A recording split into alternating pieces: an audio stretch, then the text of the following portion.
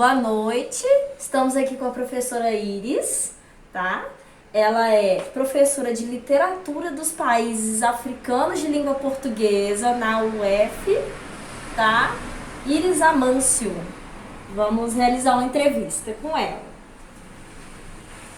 Tudo bom? Tudo bem. Boa noite. Boa noite. Muito bom podermos conversar um pouquinho. Isso. Na verdade, a possibilidade, né, de a gente ter, e a partir de agora, né, nós temos um Dia Nacional, né, da Consciência Negra, tem muito a ver com vários fatores, na verdade, tá? Um fator político muito estratégico é o de cravar no calendário nacional, né, uma data que referencie um herói nacional negro, né, porque 20 de novembro é uma data associada a Zumbi dos Palmares. Então, referenciar essa data é reconhecer, é admitir, é aceitar, né? Vamos falar assim, porque o nosso contexto é de extremo racismo. Então, é de a sociedade brasileira aceitar que há heróis negros no país, né? E que houve um grande herói, Zumbi dos Palmares, que se tornou a referência, né, para nós, em termos de luta, de resistência contra sistemas opressivos e principalmente racistas no contexto escravocrata, né, que é bastante diferenciado, né, quando você tem uma prática de escravização, né, e um racismo já, digamos, atualizado, ajustado como nós temos hoje, né, a um novo contexto. Mas esse 20 de novembro, né, é de fundamental importância também, né, porque ele vai estabelecer um contraponto com o 13 de maio. Né? São duas datas, na verdade nós tínhamos uma só, o 13 de maio, referenciando o negro, né, assim como nós temos o 19 de abril, referenciando o indígena, né? Só que o 13 de maio, historicamente, fica marcado como sendo uma data de abolição da escravatura no Brasil e referenciada pela assinatura da lei pela Princesa Isabel. Né? Não é uma data que referencie luta, resistência negra, sabe, mobilizações estratégicas, ações abolicionistas. Né? O 13 de maio não traz esse discurso. Né? Então ele acaba sendo a data do discurso oficial, vamos dizer assim. Né? E a gente poder oficializar o 20 de novembro significa uma grande conquista, na verdade uma ocupação em todos os sentidos, uma ocupação de calendário, uma ocupação de imaginário, sabe? Então é muito importante nesse sentido. E a gente tava dando uma olhadinha no seu coletivo, né? Sim. Preto Sou, né? Isso, é o nosso coletivo Preta Sou. Muito bacana. E a gente viu a campanha dele, né? Eu não sou uma mulher, não é isso mesmo? E qual que é a origem do nome dessa campanha? Você pode falar um pouquinho pra gente? Na verdade, nosso coletivo, né, é um grupo de mulheres negras e nós estamos ali porque a condição de mulher negra nos une, né, em termos não exclusivamente da perspectiva de ser mulher em geral, né, na condição geral de ser mulher, mas com esse recorte racial, né, porque ser mulher corresponde a uma condição e ser mulher negra corresponde a uma outra condição. Né? Então nós, por exemplo, temos um fator muito importante que nos une mesmo, que é a vivência sob condições profundamente racistas. Né? Então, quando nós pensamos esse estar junto, né, como mulher negra, significa que há algo que liga, sabe, a preta doméstica, a preta gari, a preta enfermeira, a preta professora, sabe, a preta advogada. E tem um fator que independe do socioeconômico, independe da faixa etária, ele está posto e se impõe contra nós, que é o racismo, sabe? E o racismo é tão forte e tão fortemente cruel conosco, mulheres negras, né, que nós não temos sequer uma coisa básica que qualquer mulher branca tem, que é o nude. né? Você ter a lingerie da cor da sua pele, uma blusa da cor da pele, o calçado cor da pele, e como foi, né, explodiu como moda, uma tendência de moda em 2019, 2020, né, teve esse boom do nude. E nós, mulheres negras, por exemplo, né, não podemos naturalmente, né, chegar a uma loja e pedir uma lingerie, sabe, da cor da pele. Né? Você até tem de algumas fábricas aí, algumas marcas, tem às vezes algum tom de marrom, um marrom rosado, um marrom acinzentado, sabe? Mas não exatamente algo concebido para mulheres negras. E essa nossa condição de mulher negra ficou muito referenciada no século XIX, tá? Nos Estados Unidos, porque a gente sabe, né, do histórico de escravização e de racismo muito contundentes lá nos Estados Unidos, né, principalmente com as fazendas, né, toda aquela questão negra que a gente vê muito nos filmes, né, referenciada aos estados do sul, e mais ao norte, né, região de Nova York e tal, havia uma oradora que tinha sido escravizada. Depois ela começa a trabalhar como doméstica, mas ela se alfabetiza e ela se torna uma oradora na sua igreja e também fazia alguns discursos, algumas falas públicas. Aí houve uma convenção de mulheres, em geral, para discutir o lugar da mulher na sociedade norte-americana. E durante essa convenção foi então tratado como se fosse assim, um protocolo para que os homens, né, pudessem seguir, e abordando gentilmente as mulheres, do tipo abrir a porta do carro para quando ela fosse descer, estender a mão, né, ajudar a carregar sacolas. Então eles vão falando, discutindo e, né, dizendo o que fazer, o que manter, o que não manter. Aí essa senhora negra pede a palavra e vai à frente dizer que ela carregava fardos pesadíssimos pela rua e nenhum homem nunca chegou perto dela para ajudá-la. Ela carregando fardos e ela já idosa, precisava descer de algum veículo com dificuldade, nenhum homem nunca chegou para estender a mão, para ajudá-la ou para abrir a porta para ela. Então ela vai pegando todos aqueles itens que eram os protocolos definidos e questionando, ela vai indagando e ao final ela termina a fala dela com a pergunta: eu não sou uma mulher? E essa fala se tornou uma referência. Essa senhora se chama Sojourner Truth e ela é considerada a matriarca do feminismo negro nas Américas. Tá? Então ela é a referência da Angela Davis, ela é a referência da Bell Hooks. Bell Hooks, por exemplo, tem um livro intitulado Eu Não Sou Uma Mulher. Tá? E então essa é uma frase que referencia o feminismo negro, tá? Nas Américas. E então o nosso coletivo utilizou essa indagação, né? Porque você vai à loja e não tem o nude, né? E a questão que fica para nós, uma questão embutida, é exatamente essa: eu não sou uma mulher.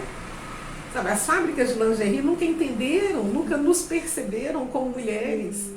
E veja que nós, negras e negros, somos agora 56,4% da população.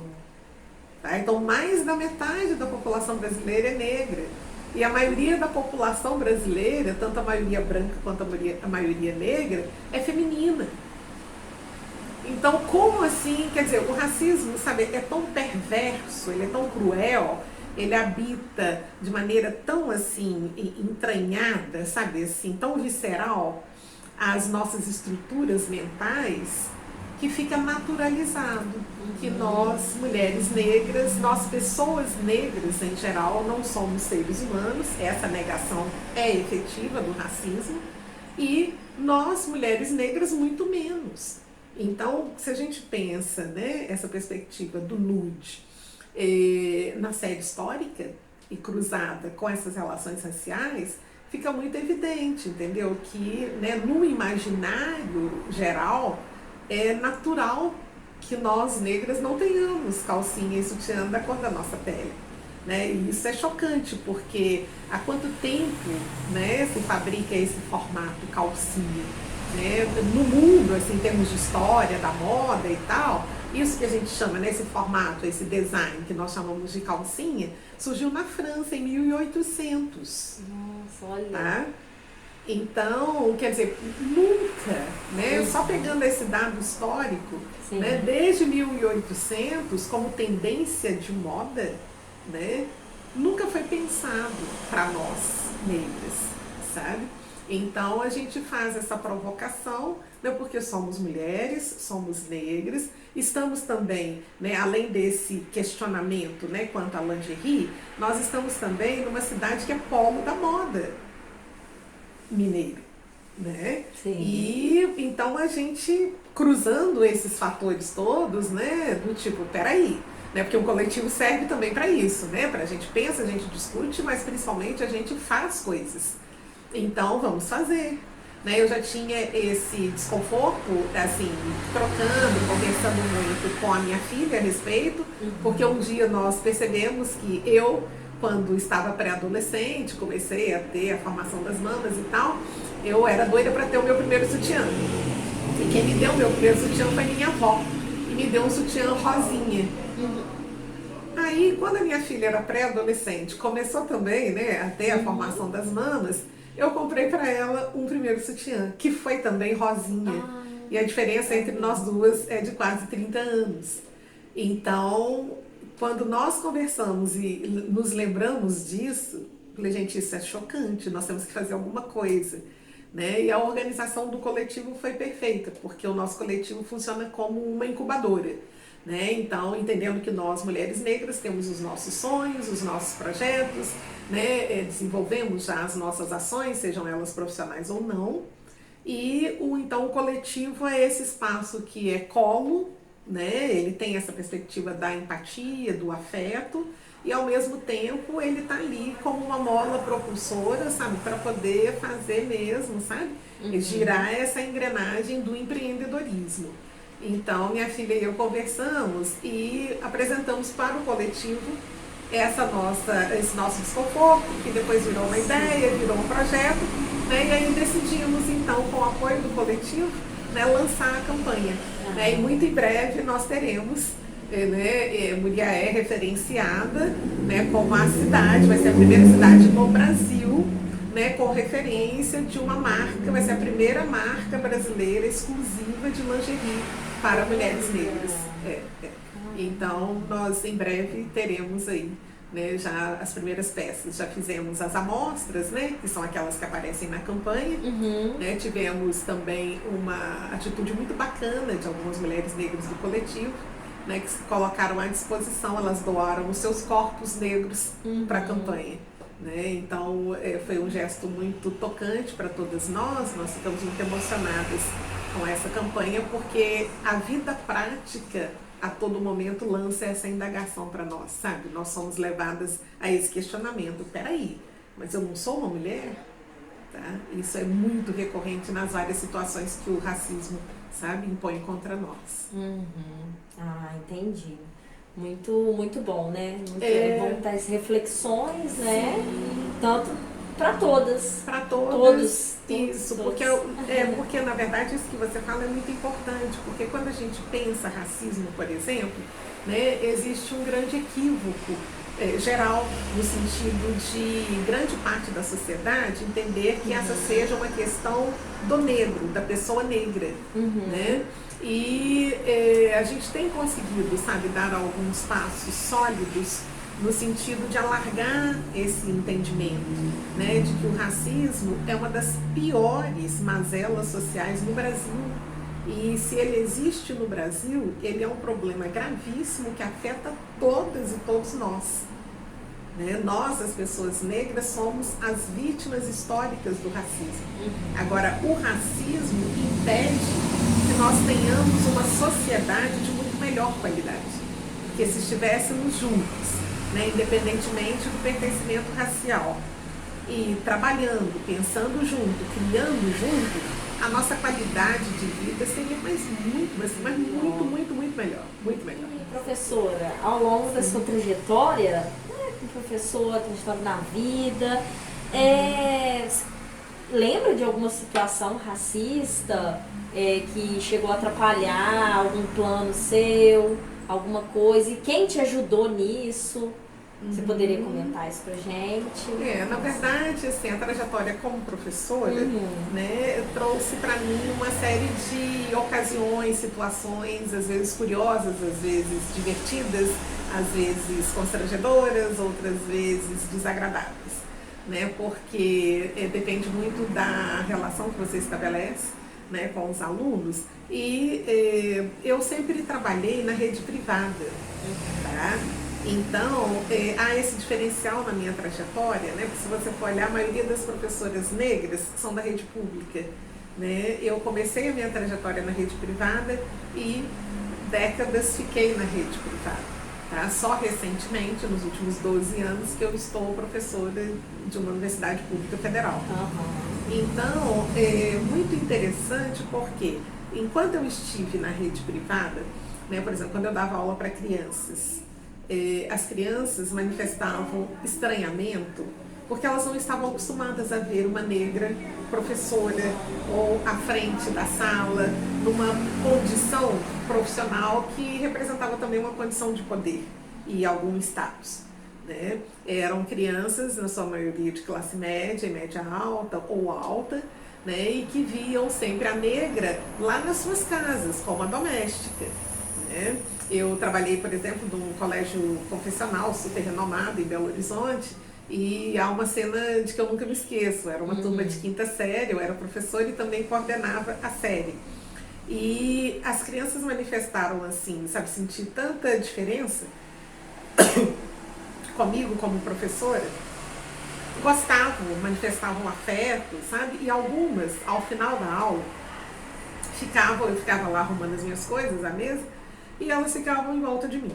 E teve um final de aula de manhã em que duas meninas chegaram assim pertíssimo de mim. Então uma ficou assim, ela deitou aqui em cima do meu ombro esquerdo assim, escorou e ficou toda dengosa aqui. E a outra chegou por aqui e falou comigo: professora, eu posso fazer uma coisa? Falei: o que você quer fazer? Depende. Ela falou assim: eu queria pegar o seu cabelo. E a época eu tava com o cabelo muito grande, eu usava preso, então ficava com um coque bem grandão. Aí ela ficou assim no meu cabelo. Então, nossa, ele é macio. Nossa, que interessante. Sabe? E eu ficava ali de boa com as meninas, porque entendia que aquele momento era pedagógico para elas. Né? Isso demonstrava para mim que elas não tinham convivência próxima com pessoas negras, ou ainda que estivessem empregadas em casa, mas não tinha esse espaço, esse aconchego, essa vontade para manifestar afeto, né? Então era um momento ímpar em que elas estavam manifestando afeto por uma pessoa negra. E também, como eram crianças, tem o fator curiosidade.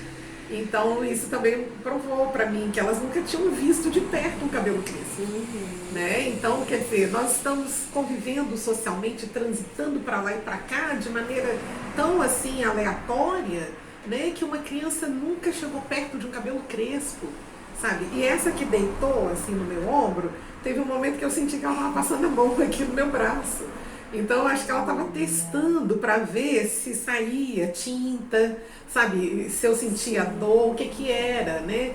E, sabe, muita curiosidade em relação a mim. Eu também já fui desafiada, por exemplo, com uma turma de 7ª série, que tinha fama de ser muito, assim, agitada e tudo mais. E então eu era a nova professora, cheguei para dar aula e um aluno, assim, me viu à porta da sala, ele parou, colocou a mão na cintura, me olhou de cima e embaixo, e falou assim: vamos ver se você vai dar conta. Assim, sabe? E eu olhei pra ele, né, e fingi que eu não ouvi nada, sabe? Só dei um sorriso pra ele e entrei. Dei a aula, toquei no assunto e assim fiquei anos e anos nessa escola, entendeu? E ele ficava sempre sem graça, ficou muito sem graça, sabe? Não conseguia me olhar nos olhos, essa coisa toda. Porque às vezes, né, também uma forma de você responder, né, é você não corresponder à expectativa. Agora, o racismo, efetivamente, né, tem a lógica da negação. Né? Ele nega a nossa condição de seres humanos, negras e negros, e isso nas diversas dimensões. Então, na minha trajetória profissional, né, eu tive essas pequenas experiências que eu falei em termos de relação, né, com alunos, situações. Mas profissionalmente, né, eu, a professora Iris, passei por situações de racismo no sentido de impedir, vamos dizer, né, certos passos, certos avanços, muito recentemente. Tá? Foram duas situações marcantes. A primeira delas, na própria universidade, né, onde eu trabalho, em que certas situações que são naturais na carreira, né, de acessos, é só você preencher um formulário, conseguir autorização do departamento, isso segue, você ascende profissionalmente na carreira, né, mesmo eu tendo condições, mesmo até eu tendo apoio e todas as assinaturas de departamento, tá, há um grupo no Instituto de Letras, onde eu trabalho, tá, que não concebe a possibilidade de eu estar lá, de eu progredir na carreira e de eu estar no mesmo nível ou, em muitos casos, até em nível mais avançado do que eles próprios. E, então, assim, eu trabalho, né, no Instituto de Letras, numa Universidade Federal, em que desde que eu entrei lá, em vez de eu receber os parabéns, eu recebi uma pergunta do tipo: o que você veio fazer aqui? Aqui não é lugar para você. Tá? Um estranhamento muito grande com a minha presença. E o que isso significa? Né? Que há, de fato, um imaginário racista, e o racismo tem como primeiro fundamento o aspecto fenotípico, né? Então, o olhar do racista não dá conta dos nossos corpos pretos, tá? Não aceita que esse corpo preto seja tão humano quanto o corpo branco, e isso nos mínimos detalhes, né? O mais proeminente é a cor da pele, né? Mas a gente tem outro fator, que é o formato dos lábios, o fio de cabelo, o próprio formato do cabelo, né? O formato do rosto, do corpo, etc. Né? Mas quando a gente vai para, depois desse contexto assim, mais imediato, mais físico, né, a gente vai para o entendimento de que esse corpo preto é humano, por isso ele sente, ele tem sensações e ele pensa, isso para o racista é a morte. Então, o que eu vivencio profissionalmente, né, é uma experiência de total negação mesmo da minha condição como uma acadêmica negra. Tá? Então eu tenho pares, assim, colegas de trabalho, de cotidiano mesmo, da mesma área minha, entendeu? Que fazem qualquer coisa para que eu, de repente, até nem fique lá. É chocante. Eu costumo dizer que eu estou passando, e já são alguns anos, né, que eu passo por uma experiência de racismo radical. Eles odeiam o meu corpo preto, tá? E é assim, só uma turminha. Isso não é o meu departamento, sabe, o instituto todo. Só que essa turminha tem uma inserção e são pessoas que têm muito tal do poder, entendeu? Então elas conseguem chegar a certas instâncias e fechar portas ou impedir que os meus processos administrativos, as minhas demandas, os meus direitos sejam de fato concedidos a mim, entendeu?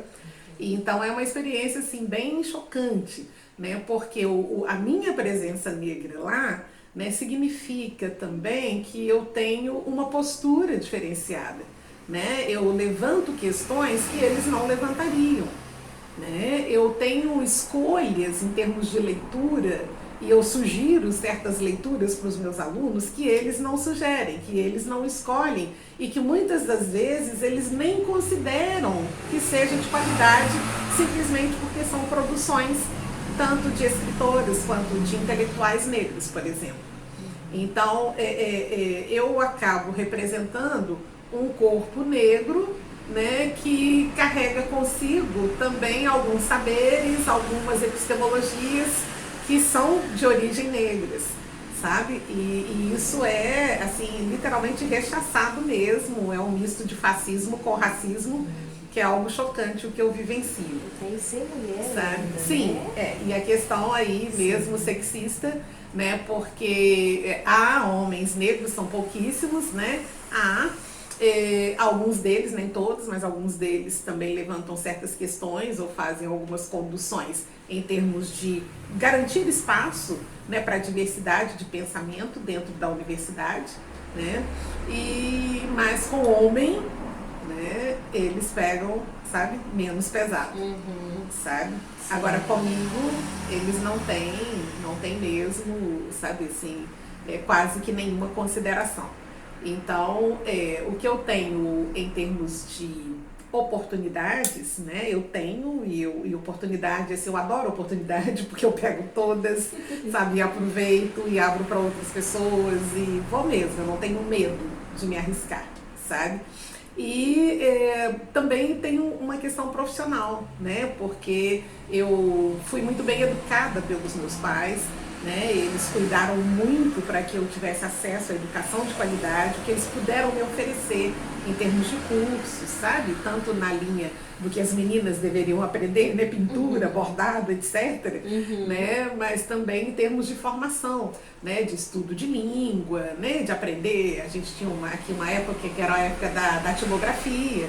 Então, sabe, em vez de, por exemplo, que hoje, né, você faz um curso de informática, na época eu faria um curso de datilografia, né, e estudo de línguas, então eu fui muito bem informada, né. Com isso eu acabei tendo também maior inserção em termos de chegar a espaços que nós consideramos espaços centrais ou espaços hegemônicos, né, e isso provoca um desconforto muito grande, sabe, muito grande. E as pessoas ficam às vezes chocadas porque elas me veem e acham que eu sou muito elegante, acham que chegam a dizer comigo, nossa, como você fala bem, sabe? Mas não é natural que eu fale, né? Eu sou uma pessoa muito bem formada, então é natural que eu fale como a minha formação permite que eu fale, né? Mas as pessoas manifestam exotismo em relação a isso, sabe? Então, por exemplo, uma situação muito prática, que é um professor universitário, né, de Universidade Pública Federal, se ele que é o meu caso, né, eu sou de regime parcial. Então, a qualquer momento que eu quiser, eu posso pleitear a ampliação de regime e passar a trabalhar com dedicação exclusiva, que é popularmente conhecida como DE. Tá? Esse é um direito natural do docente. É só ele solicitar e haver condições para isso. Né? E isso aconteceu comigo em 2016. Eu solicitei, havia condições institucionais para isso, e até hoje, há 6 anos, eu luto por essa minha condição. Ela nunca foi negada pelo meu departamento, que é a instância decisória, tá? Mas uma meia dúzia de colegas poderosos impedem que o meu processo tramite naturalmente. Sabe? Então o racismo de fato, sabe, é um elemento, uma dinâmica, uma racionalidade que impede que nós, negras e negros, tenhamos mais acesso, né, tenhamos certas oportunidades profissionais, né, e no meu caso especificamente, né, além dessa trajetória, né, de enfrentamento ao racismo cotidiano no meu trabalho na Universidade Pública Federal, né, eu passei recentemente por uma experiência aqui em Muriaé, né, quando o prefeito eleito me convidou para atuar como a secretária municipal de educação. Foi um convite primoroso, considero eu, porque partiu não simplesmente do prefeito eleito, mas um prefeito de 95 anos, tá, com uma visão, uma percepção pessoal, particular, antirracista, porque essa não foi uma escolha partidária, tá? Não foi uma escolha de um grupo político, foi uma escolha especificamente da pessoa do prefeito. Né? E uma vez atuando na fase de transição, né, aí aconteceram alguns fatores, né, que poderiam levar, né, a um certo deslocamento, vamos dizer assim, no sentido de eu não mais atuar como a secretária, né, eu ser deslocada em termos de cargo, né? E então nesse momento houve, sabe, essa contundência de uma percepção racista da situação, né? E então eu não concordei, né, não aceitei em certas condições né? E optei por não ficar, né? E considero isso uma situação que eu guardo assim, até com muita, vamos dizer, curiosidade, sabe? Porque é um fato inusitado, sabe? Ainda está posto, né? O racismo não permitiu que eu ficasse. E eu me recusei a colaborar com o racismo, tá? A minha decisão de não aceitar novas condições diferenciadas daquelas que inicialmente o prefeito me apresentou, né? Foi também da minha parte, né, uma atitude que eu teria de qualquer forma, porque esse é meu perfil, essa é a minha escolha para a vida, de não colaborar com o racismo. E aí é algo incrível, né, que sai dessa experiência. Né? Eu nunca fui desconvidada pelo prefeito, tá? E eu também nunca me recusei a ser a secretária de Educação. Eu me recusei a outra condição, sim. mas não a secretária. Tá? Então isso para mim... compreendido? Sim, pelo menos entre quem precisa entender, né? No caso o prefeito e mim, né? Não há nada nebuloso nesse sentido, entendeu? E eu considero isso muito positivo, apesar de tudo, né? Por exemplo, profissionalmente, né, houve prejuízo, porque eu perdi uma grande oportunidade de aprender, né? Porque exercer esse cargo seria uma oportunidade excelente para o meu aprendizado em termos de gestão pública, né? Eu comecei a minha trajetória como gestora pública com 23 anos, aqui em Muriaé. Eu era a gestora de cultura da cidade, com 23 anos. Tá? Então comecei muito nova essa trajetória. Né? Depois tive experiências como gestora, mas no ambiente da educação. Né? Então, poder ter essa experiência em termos de gestão pública e educacional, né, seria genial em termos de aprendizado e, ao mesmo tempo, seria genial em termos de oportunidade para nós todos como cidadãs e cidadãos de Muriaé, né? Porque cada um tem um modo de perceber as coisas. Né? E a minha condição de mulher, negra, professora, ativista, pesquisadora, etc, etc, né, me coloca numa outra condição, né, em termos de percepção de certas coisas e de modo de fazer. Não que eu seja melhor que ninguém, né, mas há certas diferenças em mim, que isso é perceptível no meu desempenho profissional. Né? As pessoas com quem eu trabalho, os vários chefes que eu já tive, né, sempre destacaram isso, né? Porque aí eu consigo chegar a certos resultados, sabe, que naturalmente, né, não ocorrem. E então, nesse sentido, houve prejuízo, né, ainda maior, e um prejuízo provocado pelo racismo.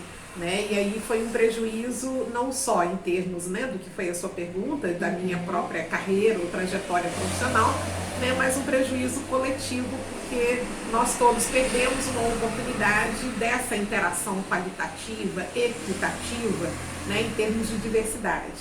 Tá?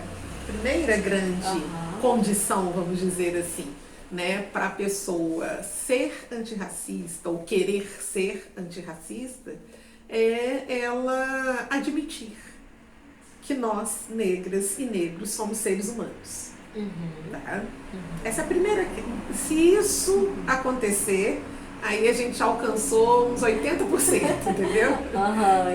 Essa compreensão que, devido a toda essa dinâmica da série histórica, muito marcada pela experiência da escravização no Brasil, né, que acirrou esse imaginário, que coloca o negro, né, nesse lugar sempre subalterno, sempre menor, né, inferior.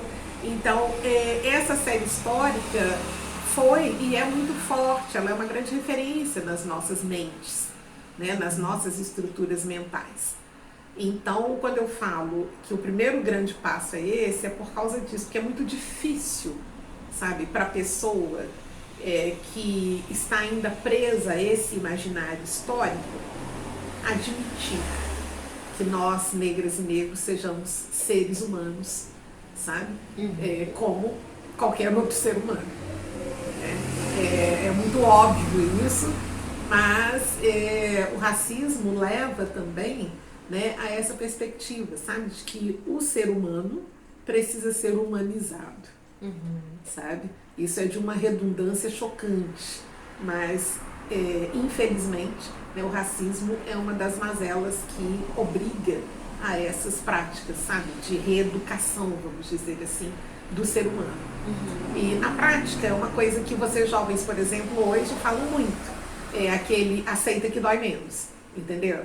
Então, o primeiro grande passo é esse, né? Racista, aceite que dói menos, entendeu? Nós somos seres humanos, né? Assim como você, e vamos embora, vamos viver, vamos conviver, né? E o segundo grande passo, a meu ver, é exatamente esse, né? É o de, depois que admitir que nós, negras e negros, somos seres humanos, é o segundo passo, né, o fato de a pessoa aceitar também a importância dessa convivência natural na diversidade. É natural que eu seja uma mulher negra. As pessoas não precisam levar susto quando me veem pela rua, tá? As crianças são muito espontâneas, né? Há crianças que levam susto comigo, tá? Há crianças que quando me veem dirigindo, por exemplo, elas, assim, ó, sabe, manifestam aquele susto e chamam, cutucam a mãe e mostram. É como se elas estivessem vendo um ET, sabe? E isso é chocante, porque nós, negras e negros, passamos por essas situações cotidianamente, sabe? Então, as nossas diferenças são meras naturalidades. É natural, por exemplo, que a minha pele tenha maior concentração de melanina em relação à sua, percebe? Sim. É natural. Por que é natural? Simplesmente porque nós somos diferentes. Né? O seu cabelo é diferente do meu, o seu olhar é diferente do meu. Né? Mesmo você sendo uma pessoa branca, você é de uma família branca, mesmo em casa, você sente diferenças entre vocês. Sim. Né? Nós negros temos diferenças entre nós, mesmo sendo todos negros na família. Então as diferenças são uma naturalidade, tá? Então aí nós temos dois, gente, esses dois grandes passos são assim coisa da ordem de mudar o mundo, entendeu? Então, se há um entendimento coletivo de que nós somos todos seres humanos, se há um entendimento coletivo de que por sermos seres humanos, é natural que nós sejamos diferentes uns dos outros, né? A nossa sociedade já ficaria, né, bastante leve, sem as tensões que o racismo impõe. E a partir daí, seria a questão de viver em equidade, né? Porque se nós somos naturalmente todos diferentes, as oportunidades, né, virão para todos. Então esse discurso, por exemplo, de que no Brasil não tem disso, porque nós somos todos misturados, né? Houve uma miscigenação, somos todos miscigenados, né? Então isso é lindo. Tudo bem, é lindo que tenha havido mistura, principalmente das últimas décadas para cá, quando as misturas são frutos de amor. Porque antes elas foram frutos de estupro e de violência. Né? Então houve essa mudança na série histórica. Pessoas de pertencimentos raciais diferentes começaram a se amar e geraram famílias. Agora nós temos um dado objetivo. Por mais que a sociedade brasileira seja, né, majoritariamente misturada, essa mistura não garante as mesmas oportunidades de acesso. Então a grande questão é, se a mestiçagem fosse tão boa assim, todos nós, independentemente do pertencimento racial, poderíamos estar nos vários espaços, em locais onde nós pudéssemos, onde nós quiséssemos estar. Tá? Então, o fator racial no Brasil, né, nos impede, sabe, dessa vida à vontade, né, de você ser quem você é, do jeito que você é, quando você quiser, onde você quiser. O racismo, a alguns impede, a outros tenta impedir.